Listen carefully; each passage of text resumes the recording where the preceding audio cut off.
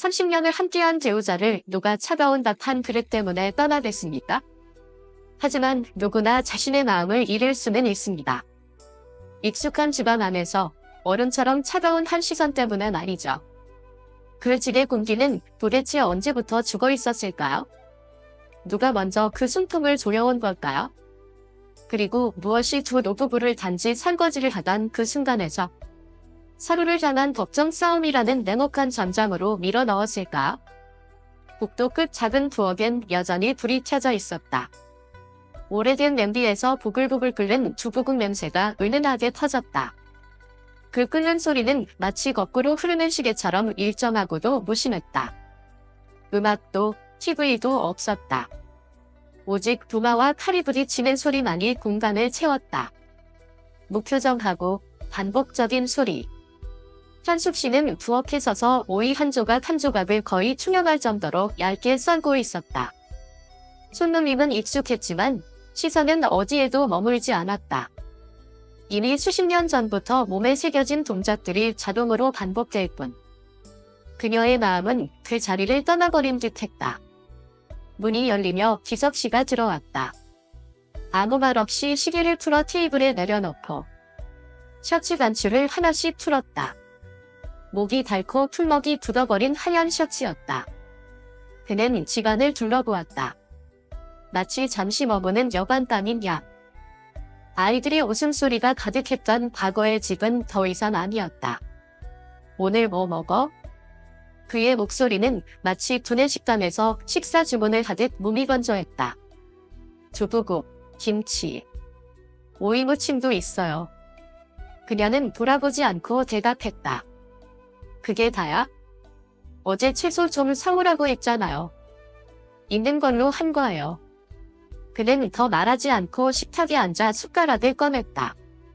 모든 동작이 소리를 냈다. 둘 사이에 침묵을 메워줄 소리는 이제 없었다. 라디오도, 텔레비전도. 그리고 오랜만에 들을 수 있던 아들의 목소리조차 이 집에선 사라진 지 오래였다. 그들은 침묵 속에서 밥을 먹었다. 숟가락이 그릇 바닥을 치는 소리. 김치를 접시에서 꺼낼 때 나는 바스락거리는 소리만이 공간을 메웠다. 선우한테 연락했어? 긴 침묵 끝에 그가 물었다. 지난주에 전화 왔어요. 바쁘라고. 뭐가 그렇게 바빠서 일주일 내내 연락 한 통 없냐? 직접 물어보세요. 다시 침묵.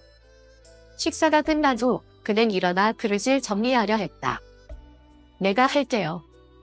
괜찮아, 내가 하지. 일하고 오셔서 피곤하시잖아요. 당신은 하루 종일 집에 있었잖아. 뭐가 피곤해? 그녀의 손이 멈췄다. 별뜻 없이 던진 그 말이 마치 따비처럼 그녀의 마음을 후려쳤다. 부엌의 온도가 뚝 떨어진 듯했다. 그녀는 그릇을 움켜쥐었다. 무작위가 부딪히는 소리. 그건 마치 속마음이 조용히 금이 가는 소리였다. 집에 있으면 피곤하진 않아요. 그냥 지겨워요. 그녀는 거의 속삭이듯 말했다. 그는 대답하지 않았다. 셔츠를 벗으며 방으로 들어가 버렸다. 뒤돌아보지도 않고. 그녀는 부엌에 그대로 서 있었다. 시도꼭지에선 여전히 물이 흘렀지만 그녀의 손은 이미 그 모든 것을 내려놓고 있었다. 다음 날 아침. 그녀는 평소보다 더 일찍 일어났다. 하지만 요리를 하려고 일어난 건 아니었다. 글을 쓰기 위해서였다. 오래된 서랍을 열었다. 한때 남편의 대학 시절 연애 편지를 고이 간직하던 그 서랍. 이제는 다른 내용을 담게 되었다. 반으로 접은 A4 용지 위에 적힌 글. 이번 달 생활비. 전기, 수도, 닷새, 식비. 총합 82만 원. 그녀는 그 종이를 작은 종이 봉투에 넣어 식탁 위에 올려두었다. 기석 씨는 평소처럼 출근 준비를 하다 그 종이를 보았다. 펼쳐 읽었다. 아무 말도 하지 않았다. 그저 눈빛이 조금 달라졌다. 그게 분노인지 슬픔인지 혹은 체념인지 아무도 알 수 없었다. 그날 저녁, 그는 평소보다 늦게 퇴근했다. 문을 열고 집에 들어서자 뜨는 물소리도 부엌에서 나는 인기척도 없었다. 부엌에 앉아있는 그녀. 그러나 두 손은 빈 채였다. 오늘은 밥 안 해? 응. 왜? 당신이 늦을 줄 몰랐어요. 밖에서 먹고 올지도 모르잖아요. 그럼 집에서 먹었으면 어쩔 건데? 그래도 두부국에 김치밖에 없었을 거예요. 그 순간 그는 알아차렸다. 오늘 그녀 오랜만에 치마를 입었다는 걸 몇 달 만에 처음 보는 모습이었다. 소리 없이 사라지는 것들. 어떤 거리감은 물리적인 거리가 아니라 말없이 고개를 끄덕이는 그 순간에 생겨난다. 토요일 아침, 태도 없고 기도 없다. 애매한 날씨. 마치 그들의 결혼 생활처럼. 현숙 씨는 일찍 일어나 홍차를 우려놨다. 남편을 위한 건 아니었다. 기석 씨는 여전히 자고 있거나 자는 척을 하고 있었다. 그들은 익숙했다. 아무렇지 않은 척, 슬프지 않은 척, 여전히 가족인 척. 기석 씨가 일어났을 때 부엌엔 밥냄새가 없었다. 그는 부엌으로 들어섰고 현숙 씨는 노트에 뭔가를 적고 있었다. 고개는 들지 않았다. 오늘은 밥 안 해? 쌀도 있고 물도 있어? 혼자 할 수 있잖아. 그는 멈칫했다. 아주 오랜만에 그녀의 말이 자신을 쓸모없는 존재처럼 느끼게 만들었다. 여기 여관으로 만들 셈이야? 아니, 난 그냥 이 집의 수입자가 되려고 개우는 중이야. 그날 아침 처음으로 그가 밥을 지었다. 즉석라면 하나, 계란 하나, 그리고 점심까지 이어지는 긴 침묵. 그날 오후 기석 씨는 오랜 친구인 선만 씨를 만났다. 길가의 작은 선술집. 막걸리와 소박한 안주 몇 가지. 요즘 집은 어때? 절 닦아. 조용히야. 혐오한 거 아니야? 아니. 입을 열기 무서울 정도로 조용히야. 아직 그 일. 용서 못 받은 거야? 침묵. 가끔 토해하냐? 뭘? 둘째 나태하게 놔둔 거? 기석 씨는 잔을 내려놓았다. 눈빛이 탁해졌다. 나도 막을 수 없었어. 알았을 땐 이미 끝났더라고. 비밀. 오래된 상처. 그들이 10년간 침묵해온 이유. 그날 밤 그는 늦게 귀가했다. 부엌엔 그녀가 설거지를 하고 있었지만 그릇은 한 벌뿐이었다. 밥 안 먹었어? 먹었지? 혼자. 누구랑 있었는지는 당신이 더 잘 알겠지? 그는 반응하려 했지만 멈췄다. 그녀는 그가 어딜 갔는지 묻지 않았었다. 오늘 처음 물었다. 그건 관심일까? 아니면 의심일까? 산만이란 있었어. 옛 친구. 옛 친구라 그녀가 반복한 그 한마디는 바람처럼 가볍지만 바늘처럼 날카로웠다. 그날 밤 그녀는 밤하늘 누워 천장을 바라봤다. 신현등이 그녀의 주름 깊은 얼굴을 희미하게 비췄다. 그러나 눈빛은 여전히 날카로웠다. 그녀는 핸드폰을 들어 2018년의 오래된 메시지를 다시 열었다. 남편 없이도 살 수 있어요. 하지만 존중받지 못하면 살 수 없어요. 그 메시지는 한 번도 전송되지 않았다. 그리고 아마 앞으로도 전송되지 않을 것이다. 같은 시간 그는 서재에 앉아 오래된 서류차를 넘기고 있었다. 가운데 띄워진 A4 한 장. 별거 전 재정협의서 미서명 초안. 서명은 없었다. 하지만 그는 그 종이를 3년 동안 간직해왔다. 대답하지 않아도 되는 질문들이 있다. 왜냐하면 대답은 오히려 더 큰 상처가 되기 때문이다. 일요일 오후 현숙은 창가에 앉아 어제 소파 밑에서 떨어진 오래된 사진 한 장을 만지작거리고 있었다. 종이는 이미 그렇게 다랬고 모서리는 살짝 접혀 있었지만 기석 옆에 서 있는 여자 얼굴은 여전히 또렷했다. 그녀가 누군지 몰랐다. 1998년 기석이 어디를 간다고 했는지도 기억나지 않았다. 다만 그 해에 자신이 유산을 했다는 건 기억난다. 산숙은 조용히 일어났다. 남편의 서류장이 있는 쪽으로 발걸음을 옮겼다. 가전 아래 서랍은 평소 잠겨 있었지만 오늘은 낡은 자물쇠가 힘주지 않아도 쉽게 열렸다. 안에는 연금 서류, 보험 증서, 집문서 외에 검은색 수첩 하나가 있었다. 예전에 회사에서 쓰던 그런 메모장이다. 수첩을 넘겨본다. 또각또각 정갈한 필자. 98년 2월 수원에서 H 정과 재화. 그녀는 잘 지낸다. 그 많은 시간이 지나고도 여전히 H 정. 누구지? 옛 친구. 옛 연인. 아니면 산숙은 수첩을 덮고 원래 자리로 돌려놓았다. 하지만 마음은 다시 제자리를 찾지 못했다. 결혼 30년이 넘도록 함께 살았지만 자신이 함께 살아온 이 남자를 잘 모른다는 걸 처음으로 인정하게 되었다. 그날 저녁 기석이 집에 돌아왔다. 피곤해 보였다. 하지만 그건 몸의 피로가 아니라 오래된 무언가를 숨기려 애쓰는 사람의 피로였다. 밥은 했어? 김치랑 찬밥 있어. 재워 먹어. 기석은 아무 말 없이 앉아 TV를 켰다. 하지만 시선은 책상 쪽으로 스치듯 향했다. 그곳엔 사진 한 장이 모서리만 보이도록 무심한 듯 놓여 있었다. 그는 보았다. 하지만 못 본 척했다. 산숙이 부엌으로 들어가자 그는 몰래 사진을 집어 주머니에 넣었다. 없애려는 게 아니었다. 그저 아직 어떻게 선연해야 할지 몰랐을 뿐이다. 그날 저녁 두 사람은 또 따로 식사했다. 기석은 거실에서, 산숙은 부엌에서.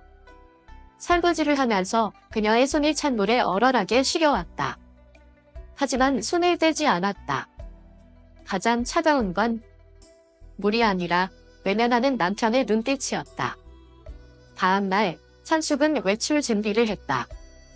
이상하게 화장을 했다.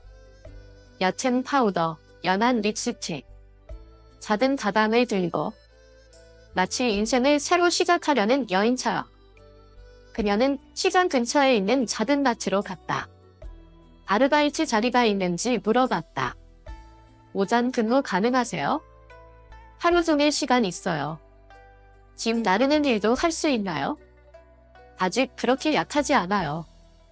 점장은 그녀를 한참 바라보더니 미소를 지으며 말했다. 그럼 내일 한번 나와보세요. 그날 점심, 산숙이 집에 돌아오자 현관앞에 낯선 신발 한 켤레가 놓여 있었다. 기석의 것이 아니었다.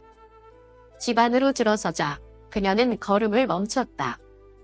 거실 소파에 아들 선우가 앉아 있었다. 얼굴에 긴장감이 서려 있었다. 기석은 맞은편에 앉아 이마를 짚고 있었고 방 안은 묘한 긴장감으로 가득했다. 엄마, 선우가 일어섰다.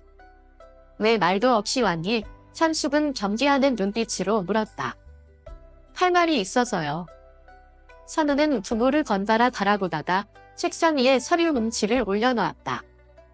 결혼하려고요. 결혼. 두 사람 모두 놀랐다. 함께 산지 좀 됐어요.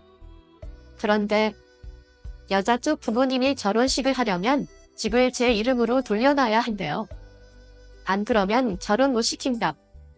산숙은 말이 없었다. 기석은 담배를 꺼냈다. 아주 심하게 스트레스를 받을 때만 하는 행동이었다. 집을. 누구 이름으로? 그녀가 물었다. 제 이름이요. 부모님 이름은 따지고 제 단독 명의로요. 밤하는 정적에 휩싸였다. 하지만 이번의 침묵은 무관심이 아니다. 속에서 조용히 치솟는 분노 때문이었다. 금이 가는 건 아무도 눈치채지 못한 곳에서 시작되어 서로 손을 꼭 잡던 그 손바닥 한가운데서부터 그 말이 떨어지자 거실의 공기는 순식간에 끈적한 침묵으로 변했다. 산숙 씨는 돌아보지 않았다. 그저 오랫동안, 너무 오랫동안 가만히 서 있었다. 그 시간이 길어질수록 기석 씨의 마음엔 서늘한 두려움이 밀려왔다. 뭐라고 했어? 기석 씨가 어렵게 입을 열었지만 목소리는 거의 속삭임처럼 작았다. 30년 내내 나 스스로에게 묻고 있었어요. 내가 정말 이 가족의 사람이 맞나? 선우는 방황한 듯 엄마를 바라보았다. 엄마, 그런 말 하지 마요. 난 그저 내가 사랑하는 사람이랑 결혼하고 싶었을 뿐이다. 부부라는 건 혼자만의 일이 아니잖아요. 그래, 맞지. 현숙 씨는 고개를 끄덕였지만 눈빛은 싸늘했다. 부부는 둘의 일이다. 하지만 시댁 식구들이 다 지켜보는 가운데 아들이 자기 이름으로 재산을 넘기는 건 그건 좀 아니지 않니? 선우가 집을 나가고 집안엔 고요함만이 남았다. 하지만 이건 고요함은 담배 냄새와 눈물, 그리고 아직 이름조차 붙지 못한 대신의 냄새가 섞여 있었다. 그날 밤 현숙 씨는 잠들지 못했다.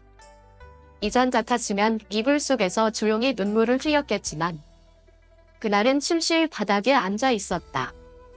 그 앞에는 복사된 서류들이 줄지어 놓여 있었다. 집문서, 통장 사본, 최근 3년간의 지출 내역 그녀가 몰래 기록해 온 것들. 그 모든 건 하얀 봉투에 정리되어 있었고 그 위엔 펜으로 이렇게 적혀 있었다. 공동의 재산, 그러나 결정은 나의 몫. 다음 날 아침, 기석 씨는 눈을 떴다. 부엌엔 아무도 없었다. 밥도, 물 끓는 소리도 없었다. 오직 작은 네모 한 장만이 남겨져 있었다. 밥은 솥 안에 있어요. 평생 누가 대신 해주는 건 아니니까요. 그는 혼자 밥을 먹었다. 그리고 그제야 깨달았다. 오늘은 자기가 혼자 남겨졌다는 걸. 그 시각 현숙 씨는 마트에서 앞치마를 두르고 있었다. 물건을 정리하고 박스를 옮기며 일하는 중이었다. 그 옆에 있던 젊은 직원이 조심스럽게 물었다. 이모, 진짜 일하셔야 돼요? 일하는 게 다 돈 때문만은 아니야? 현숙 씨는 시선을 떼지 않은 채 대답했다. 일하면서 내 가치를 다시 찾고 싶었거든.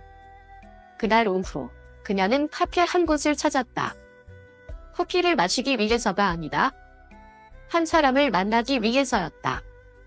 차분한 인상의 중년 여성, 살짝 웨이브진 머리에 고급 시계를 차고 깔끔한 옷차림을 한 여성이 먼저 말했다. 저는 한정이라고 합니다. 한정. 그 이름은 기석 씨의 비밀 루트 안에서 본 이름이었다. 사진을 대개 아시겠네요. 전 사과하러 온 게 아니에요. 그냥 진실을 말하러 왔어요. 3분 줄게요. 현숙 씨는 가방끈을 꽉 잡은 채 눈을 떼지 않고 말했다. 한정 씨는 고개를 숙였다. 저와 그분은 예전에 사랑했던 사이였습니다. 하지만 결혼 전 모든 건 끝났어요. 그 후엔 단 한 번 1998년에 우연히 다시 만났죠. 그리고 아이를 가졌어요. 공기가 얼어붙은 듯 했다. 뭐라고요? 현숙 씨는 가방끈을 더 세게 움켜쥐었다. 그 사람에겐 말하지 않았어요. 저 혼자 키웠죠. 그리고 선우가 대학 입시를 치르던 해 신문에서 아이 사진을 봤는데 그 얼굴을 알아보지 못할 수가 없었어요. 현숙 씨는 천천히 일어섰다. 몸은 부었지만 눈빛만큼은 놀라움이 아니었다. 알고 있었어요. 아주 오래전부터. 자세히는 몰랐지만 여자잖아요. 직감은 속이지 않더라고요.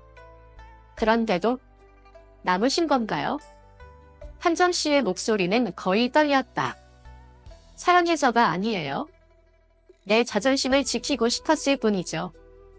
하지만 이제 만약 선우가 그 일과 얽혀있다면 난 확실히 알아야 해요. 비밀을 깊이 감출수록 언제 터질지 모르는 폭탄이 될 뿐이야. 그날 밤 선우는 운전하며 집으로 돌아가고 있었다. 머릿속에는 여전히 말없이 서있던 어머니의 차가운 얼굴과 고개만 숙이고 있던 아버지의 모습이 맴돌았다. 내가 잘못한 걸까? 아니면 감정을 말하지 않는 그들이 잘못인 걸까? 그는 몰랐다. 그리고 더 모르는 사실은 곧 자신도 모르게 30년 가까이 묻혀있던 기억의 문을 열게 된다는 것이다. 거실 책상 위엔 어머니가 놓고 간 검은 서류철이 있었다. 선우는 제자리에 두려다 그만 몇 장의 서류가 바닥에 떨어졌다. 어머니 명의의 접근 통장 사본, 공동 명의로 등록된 지문서 그러나 자산분할 요청서가 함께 첨부되어 있었다. 그리고 마지막, 가장자리 찢어진 오래된 종이 한 장. 그 위에는 1998년에 찍힌 사진이 있었다. 아버지와 어떤 여성의 모습. 사진 뒷면엔 이렇게 적혀 있었다. 한정수원. 아무에게도 들키지 마. 선우는 그대로 굳어버렸다. 한정. 머릿속이 어지러웠다. 그 이름. 나칙다. 매우 나칙다. 지금 사귀고 있는 여자친구의 어머니. 몇 달 전 자신을 이상하게 바라봤던 그 여성. 다음 날 아침 식사 중 선우는 평소와 다르게 말이 없었다. 무슨 일 있냐? 지석이 물었다.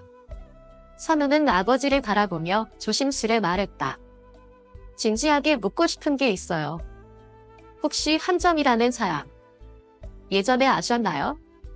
지석은 얼어붙었다. 손에 쥐고 있던 젓가락이 탁자 위로 떨어졌다. 왜 그걸 묻니? 어제 엄마가 두고 간 서류철을 봤어요. 그 안에 옛날 사진이 있었어요. 아빠와 어떤 여성이 함께 있는 사진이요. 이름이 한정. 순간 방 안의 공기가 얼어붙었다. 너 지금 여자친구가 누구라고 했지? 이수진이요. 그 사람 어머니가 한정이에요. 기석은 자리에서 벌떡 일어났다.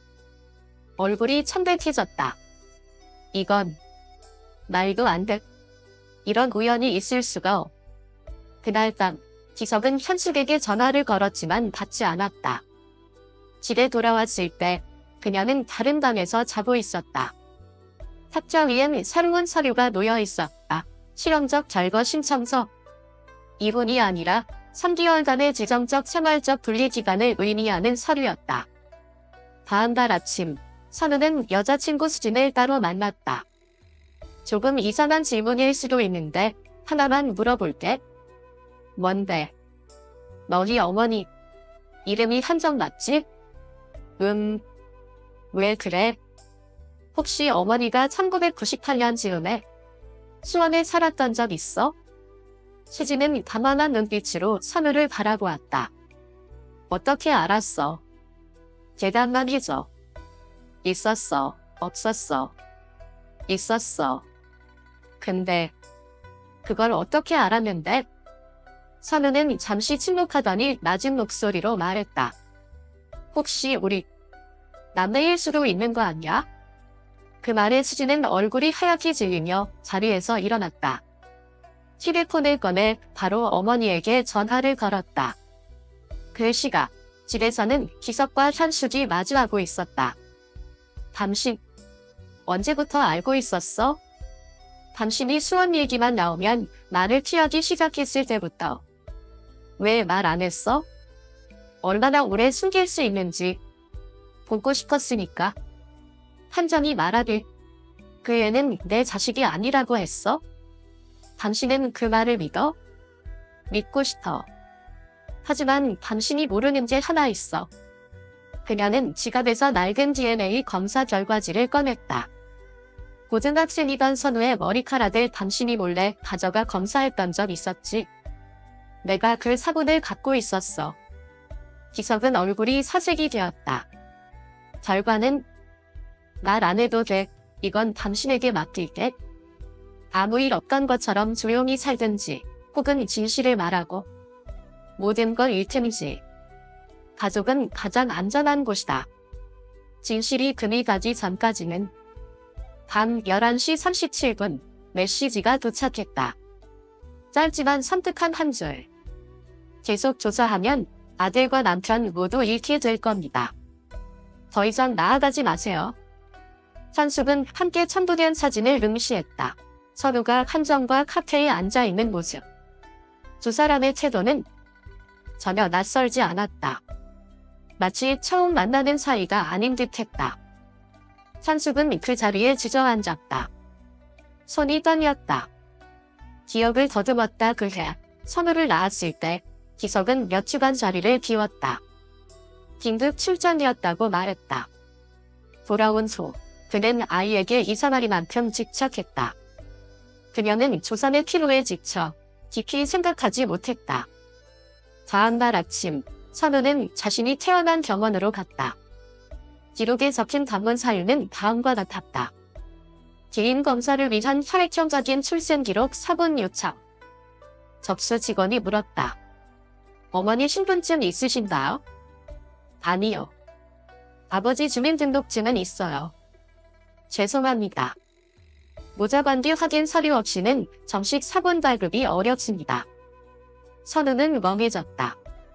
자신이 누구인지 처음으로 확신이 서지 않았다. 집에서는 찬숙이 손편지를 쓰고 있었다. 작별 편지가 아니라 최악의 저물을 대비한 편지였다. 기혼, 재산 분할, 주민등록 분리. 편지 끝에 그녀는 이렇게 썼다. 언젠가 선우가 모든 걸 알게 되면 당신이 해명을 맞지 않길 바랍니다. 나조차도 이걸 뭐라고 불러야 할지 모르겠어요. 사고였는지, 대신이었는지, 아니면 그저 운명의 부주의였는지. 그날 오후, 선우는 몰래 아버지 방에 들어갔다. 책상 서랍을 뒤지던 중 그는 오래된 편지 봉투 하나를 발견했다. 그 안에는 수년 전의 DNA 검사 결과 사본이 있었다. 결과 샘플 A, 기석과 샘플 B, 선우, 단의 혈연 가능성 0.00%야. 몸이 굳었다. 손에서 종이가 떨어졌다. 검사 날짜 2009년. 공식 도장까지 찍혀 있었다. 아버지는 이미 오래전부터 알고 있었던 거야.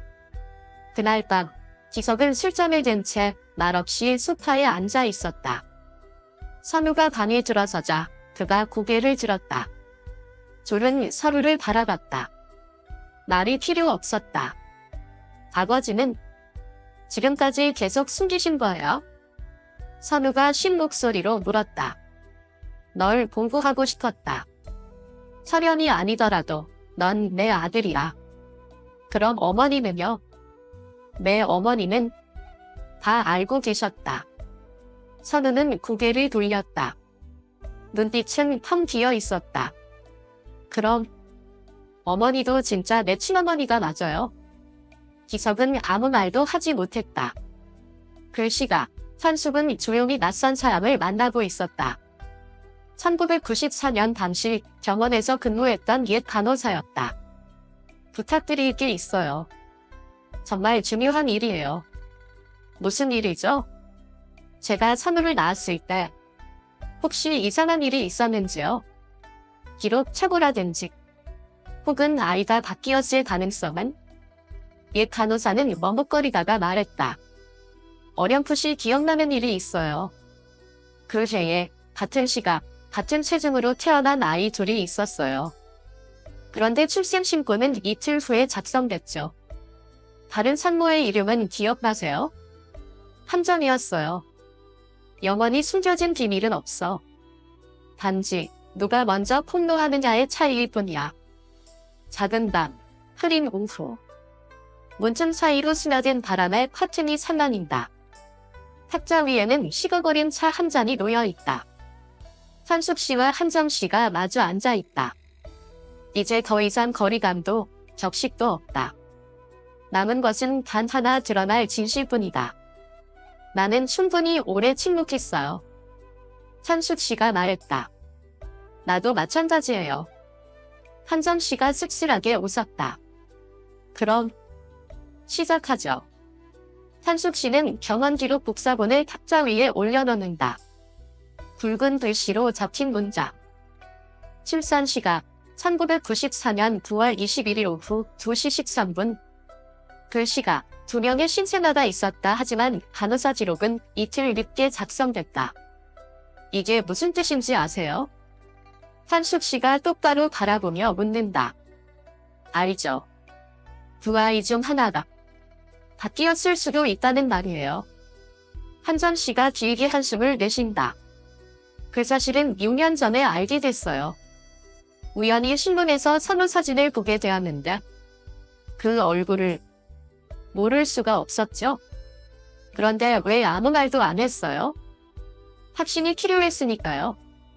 그리고 무서웠어요. 그 말을 꺼내면 저는 모든 걸 잃게 될 것 같았거든요. 잠시 정적이 흐른다. 한숙 씨가 손을 탁자 위에 올린다. 선우가 잠시 아이였다면 내가 30해 동안 키운 아이는 제 아들이 아닌 셈이네요. 그럴 수도 있죠. 아니면 누군가 의도적으로 바꿔치기 했을 수도 있어요. 의도적으로요? 네, 예전에 누군가 그러더군요. 부유한 산모의 기록을 조정해주면 돈을 줄 테니 도와달라고요.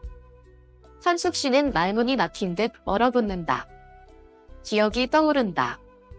그래, 젊은 간호사가 출산 후 은근히 감사 인사 명목으로 돈을 부탁했던 장면이 한편 단골 카페에서는 선우가 수진과 마주 앉아있다. 말없이 그저 바라보기만 한다. 그의 눈빛은 낯선다. 오빠, 어떻게 할 건데요? 수진이 묻는다. 난 내가 누구인지 알아야겠어? 나는 여전히 수진이고 오빠를 사랑해요. 선우가 씁쓸하게 웃는다. 만약 내가 내 여동생이라면 수진의 눈에서 눈물이 흐른다. 그런 말 하지 마요. 다시 그를 잡은다. 한숙 씨가 자리에서 일어난다. 알아요. 난 남편을 잃는 것도 집을 잃는 것도 무섭지 않아요. 하지만 30년 동안 나를 천마라 불렀던 아이가 결국 내가 친엄마가 아니란 걸 알게 되는 게 두려워요. 한정 씨가 고개를 끄덕인다. 우린 모두 피해자예요. 아니에요. 한숙 씨는 고개를 젓는다. 나는 한때 피해자였어요. 하지만 지금은 선택할 수 있는 사람이에요.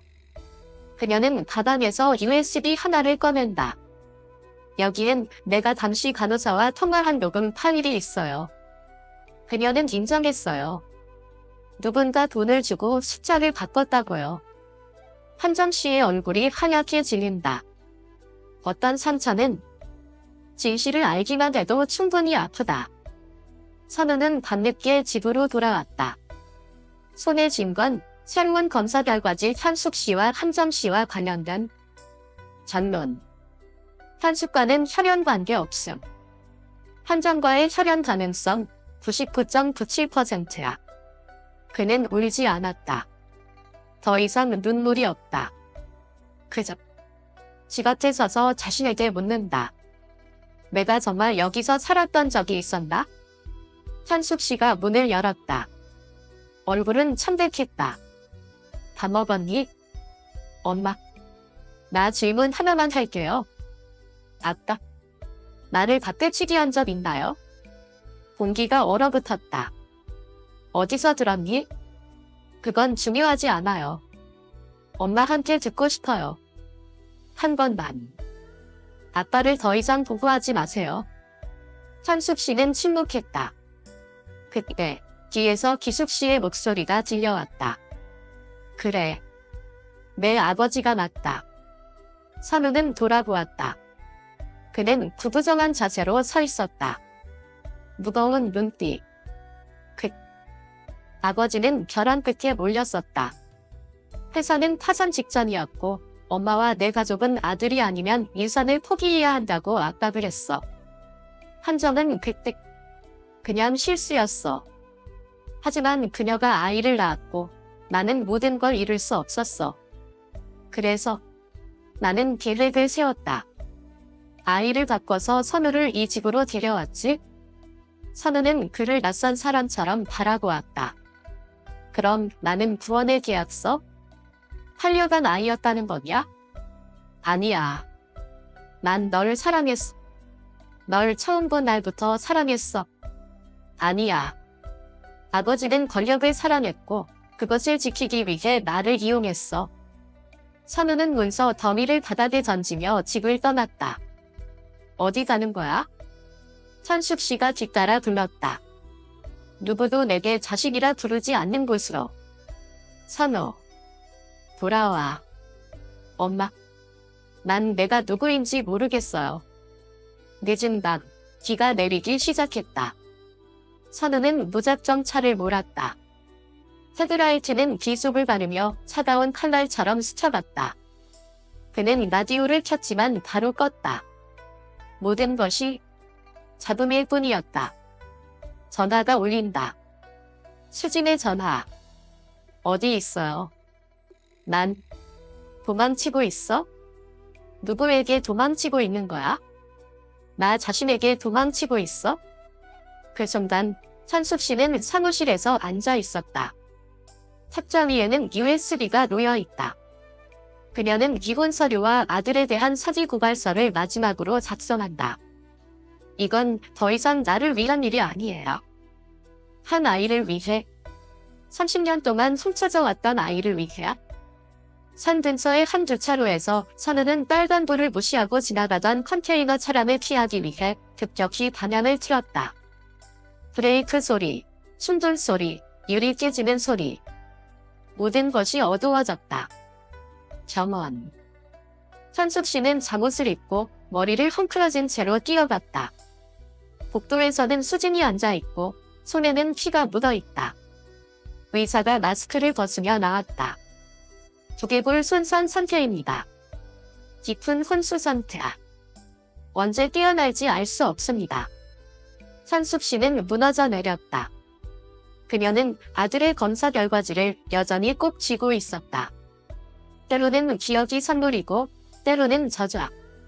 점원, 사공후 우일자. 선우는 깨어났다. 그의 눈이 하얀 빛 속에서 열렸다. 간호사가 의사를 부르며 소리를 질렀고 수진은 울음을 터뜨렸다. 하지만 현숙 씨가 방에 뛰어들어와 아들을 뻗안고 속삭였다. 선우야. 엄마야. 엄마 여기 있어. 선우는 그녀를 텅 빈 눈으로 바라보았다. 죄송해요. 당신은 누구죠? 모든 것이 얼어붙었다. 현숙 씨의 마음은 산산이 부서졌다. 의사는 조용히 그녀를 밖으로 데려갔다. 환자가 깨어난 것은 좋은 일입니다. 하지만 그가 일시적인 기억 상실증을 겪고 있고 특히 가까운 관계에 대한 기억을 잃었습니다. 그날 오후 한 여자가 경로난을 왔다. 흰 셔츠에 단정한 얼굴, 부드러운 제스처. 한정이었다. 선우, 괜찮아졌어. 죄송하지만 저는 당신을 기억하지 못해요. 괜찮아. 천천히. 엄마는 기다릴 수 있어? 그녀는 미소를 지으며 눈물을 닦았다. 하지만 눈길은 밖에 서 있는 현숙 씨에게로 향했다. 두 명의 여성. 한 사람. 깨진 기억. 그날 밤 현숙 씨는 방에 들어가 작은 상자를 들고 왔다. 그 안에는 낡은 아기 옷 한 벌. 선우가 5개월 되었을 때 찍은 첫 번째 사진. 한 번도 보내지 않은 손편지. 아들아, 만약 언젠가 너가 엄마가 누구인지 의심하게 된다면. 선우는 하나하나의 물건을 바라보며 기억하려 애썼지만 머리가 마치 망치로 내리치는 듯 아팠다. 미안해요. 저는 당신을 믿고 싶지만 머리가 텅 비었어요. 현숙 씨는 고개를 끄덕였다. 울지 않았다. 그저 상자를 다시 머리맡에 놓고 나갔다. 다른 밤. 간호사가 새벽 2시에 선우의 병실에 들어온 이상한 사람을 발견했다. 그녀는 의사 복장을 하고 밤 근무 의사를 가장하고 있었다. 하지만 그녀가 가방을 열었을 때 그 안에는 낡은 의료 기록지 한 더미와 한 장의 손편지가 있었다. 아기 3번 부모가 오지 않음. 임시로 수술이 권고역으로 이관 지령 아이로 처리 예정. 다음날 아침 현숙 씨는 간호사에게 비밀스럽게 전달된 의료 기록을 받았다. 간호사는 속삭였다. 누군가 선우의 기억을 파괴하려 하고 있어요. 그리고 더 중요한 것은 당신의 손자가 당신의 아들이 아닐 수 있어요. 함정의 아이도 아닐 수도 있어요. 어디선가 병원에서 그 이상한 여자는 전화를 걸고 있었다. 1단계 성공. 그가 누구도 믿지 않게 되었다. 2단계는 그를 해외로 데려가는 거야. 진짜 어머니의 법적 양육권에 따라. 반대편에서 차가운 목소리가 들려왔다. 흔적을 남기지 말고. 그가 어느 가족의 일원이었다는 건 아무에게도 알리지 마.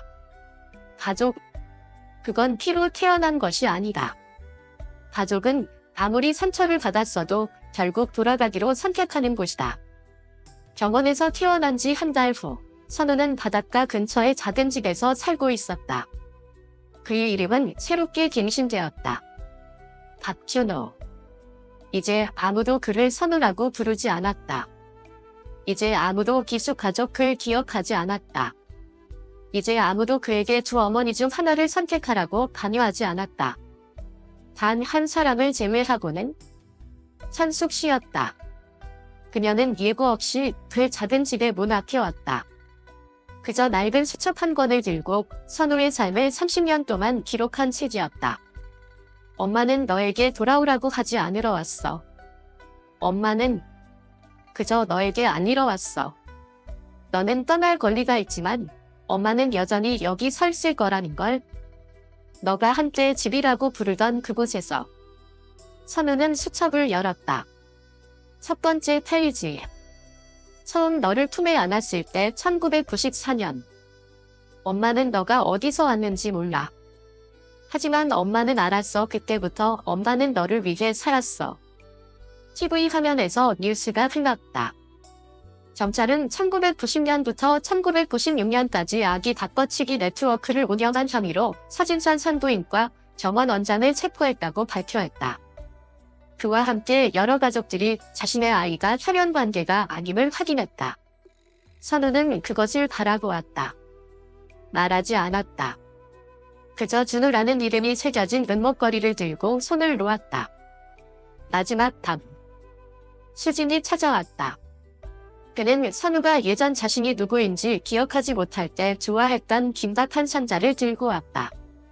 넌 돌아올 거야? 이게 정말 돌아온다는 걸까? 확신할 수 없어. 내가 아는 건 선우든 준우든 너는 내가 사랑하는 사람이란 거야. 다음 날 아침. 선우는 손편지를 남겼다. 엄마에게. 나는 잃어버린 기억들을 찾아서 내가 누구인지 이해하려 할 거야. 하지만 만약 내가 지치고 쉴 곳이 필요하면 나는 돌아갈 거야. 엄마의 아들이 아니라. 아무 선택도 없었던 채로 나를 키운 그 여자의 옆에 앉기 위해서. 5년 후 서울. 작은 카페가 일찍 문을 열었다. 카페 주인은 키가 크고 부드러운 미소를 가진 젊은 남자였다. 손님이 주문했다. 주인님, 아메리카노 2잔 주세요. 네, 잠시만 기다려주세요. 커피 머신 옆에는 한 장의 오래된 사진이 걸려 있었다. 사진 속 한 소년이 엄마의 등에 올라타 웃고 있었다. 그 아래에는 이렇게 적혀 있었다. 우리는 같지 않지만 사랑은 진짜다.